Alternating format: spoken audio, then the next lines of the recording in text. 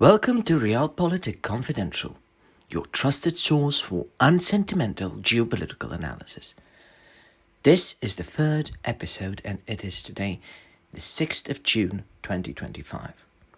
I'm your host, Alex Krishan, and today we dive into the four tectonic shifts shaping the global order, from the mines of the Congo to the frozen front lines of the Arctic. Let's get to the truth behind the headlines. For our first segment, we shall discuss the new scramble for Africa. Forget what you knew about the Cold War. The real 21st century scramble is happening not in Berlin nor Baghdad, but in Katanga, in Namibia and in Zambia. Africa's ground zero for a new global contest, but this time it's not about ideology. It's about cobalt, lithium and rare earths. In 2025, whoever controls these elements controls the green transition, the arms race, and the digital economy altogether. Right now, China dominates. It controls 60% of rare earth mining, but more importantly, it controls over 85% of global processing capacity. In the Democratic Republic of Congo, China has stakes in 15 of the 17 major cobalt mines. Cobalt being critical for electric vehicles and aerospace technology. It's also invested heavily in Zambia, in Namibian uranium and lithium, and is quietly locking in long-term access. Meanwhile, the United States and its allies are playing catch-up, with an accent on playing. The Mineral Security Partnership, launched in 2022, now includes the European Union, Japan and Australia, trying to diversify supply chains. They've signed deals with Namibia, the Democratic Republic of the Congo and Zambia. All of this in order to bypass China. But so far the money isn't flowing fast enough. What's at stake? Green tech, yes, but also military dominance. Every jet, satellite, missile-guided system relies on these rare earth elements. As China weaponizes rare earth exports, like its 2024 restrictions on gallium and germanium, the West is scrambling to rebuild stockpiles and open new mines. This is a new resource called war, fought with trade agreements, debt traps and influence campaigns. For our second segment, we shall discuss a scenario that should keep every political analyst awake at night. I am, of course, talking about Pakistan's potential collapse scenario. What we're talking about is a nuclear-armed state with over 240 million people, and with a nuclear arsenal of 170 plus nuclear warheads. And as of the 2023-2024 time span, on the brink of economic and political collapse. Inflation in Pakistan hit 38%. The rupee plummeted and foreign reserves dropped so low that the country was weeks from default. An emergency International Monetary Fund bailout in 2024 stabilized things, but only temporarily. But the structural rot remains. Then came the political crisis. Imran Khan ousted, arrested and banned. Mass protest crushed by the military. The judiciary sidelined. The opposition fragmented. And, most recently, a conflict with India. All of this raises one chilling question. What happens to the nukes if Pakistan becomes a failed state? Be it from internal fracturing or perhaps even a lost war against its mortal enemy, India. The West says Pakistan's nuclear command is secure, for now at least.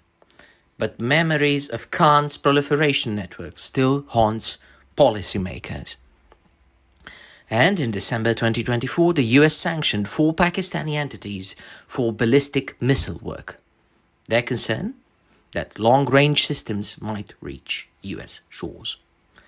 If the state fragments, could radicals inside the military gain access to nuclear sites? Could terrorist groups slip through the cracks? Then there's the regional blowback. India may consider a preemptive strike. China, heavily invested through the CPEC, could deploy forces to protect its interests. And Afghanistan would descend into chaos with refugee flows and cross-border militancy. In short, Pakistan is far from being just a domestic crisis. It is a potential global nuclear risk, and it's on the watch list of every major capital. For our third segment of the day, we will discuss a very, very cold subject indeed. We are of course referring to the Arctic Cold War. Let's head north, way north to the Arctic, where climate change is unfreezing not just the ice caps, but the new military theater. Russia has turned the Arctic into a fortress.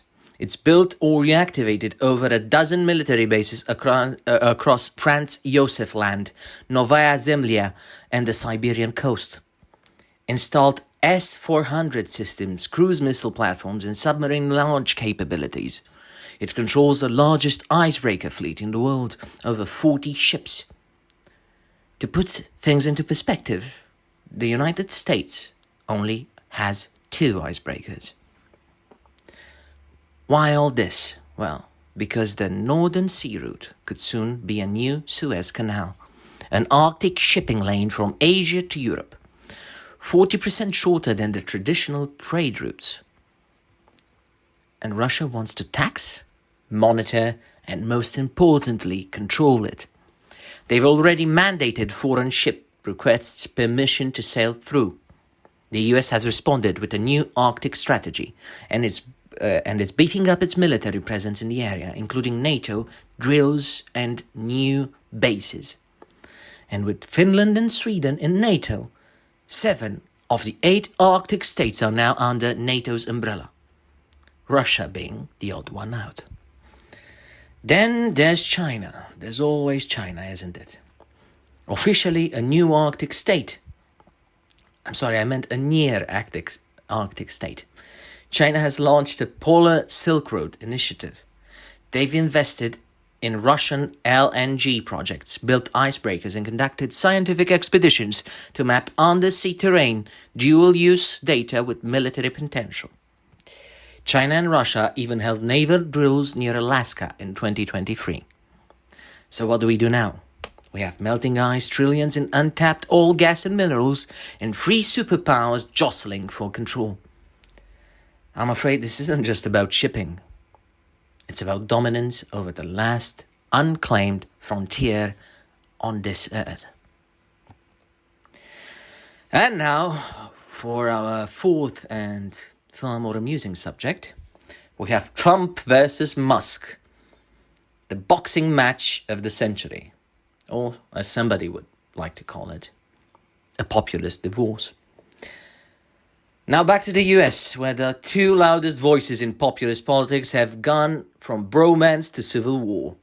Yes, I'm talking about Donald Trump and Elon Musk. Well, as we all know, they once flirted with an alliance, and Musk even sat on Trump's advisory council. But by mid-2025, things went south very fast. Trump initiated its Big Beautiful Bill initiative, an infusion of capital inside of the American economy. Musk disapproves, and then sparks started flying. Accusations went both sides. What does this mean for us? Well, you have the MAGA base, and then you have the tech libertarians who hate the woke left but can't stomach Trump either. You will have fragmentation in the MAGA bloc. That is to be expected. And now let's return to our final segment, the big picture. Well, if I had to give a title to today's big picture, I would say that the New World Disorder is in effect. What ties all our subjects together? From Africa to Pakistan, from the Arctic to the Trump Tower, the world is splintering into strategic blocks. China versus the West and resource wars, fragile states like Pakistan threatening regional collapse, and new front lines like the Arctic opening faster than diplomacy can keep up. Then we also have political coalitions, once stable, now turning on themselves. We are watching the erosion of the post-Cold War order in real time on TikTok and on television. And the new map being drawn is fragmented, unstable, and terribly dangerous. The rule and the name of the game these days is adapt or perish. That's the message for global powers, institutions, and alliances. And here at Realpolitik Confidential, we'll be watching for every tectonic shift. If you found this valuable, follow for more unsentimental, sharp geopolitical breakdowns. I have been Alex Krishan, your host, and this was Realpolitik Confidential, Episode 3, Rare Earths and Rogue States, the world's new front lines. Stay sharp, stay skeptical, and as always, remember, less ideology, more analysis.